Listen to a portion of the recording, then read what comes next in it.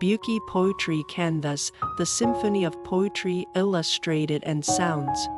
Little bird, a little bird, gently cuts through the distant sky. Before I knew it, at my feet on my shoulder, it flutters around. The fear that it might fly away is simply my love.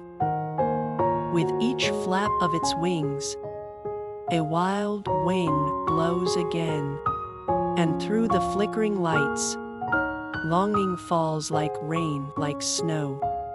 The firm grip of your claws chokes the sky with longing, and I cannot fly. When tears spill from the pit of my chest, you are already there, tickling my feet like a spring chick, my little bird that does not fly. In this video, we delve into the emotional depth of the poem Little Bird.